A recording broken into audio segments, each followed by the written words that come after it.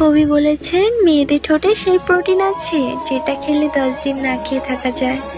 লাল বৌদির বেশি প্রোটিন আছে।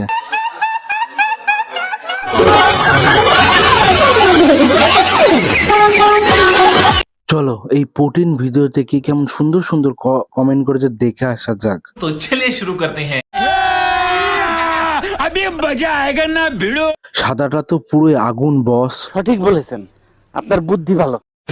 মেয়েদের ঠোঁটে সেই প্রোটিন আছে যেটা খেলে 10 দিন না খেয়ে থাকা যায়। আরে ছেলেদের কাছে এমন প্রোটিন আছে যেটা খেলে মেয়েদের বিয়ের পর দেখতে ভালো হয়ে যায়।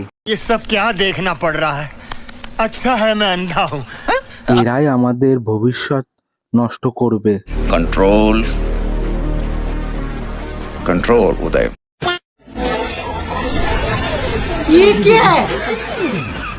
কেন বৌদি দাদা কি তোমাদের দুধ খায় না, না আমাদেরকে বলছো?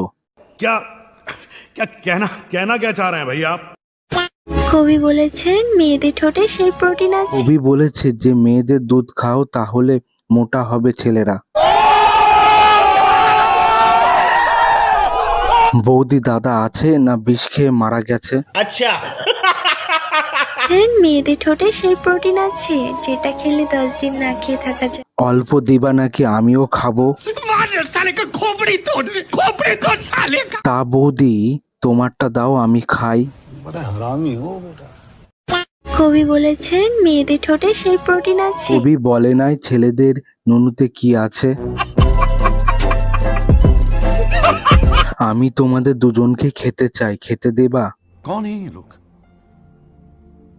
कहां से आते हैं? তোমাদের মতো মাল যদি পাই, যদি কি যে করব।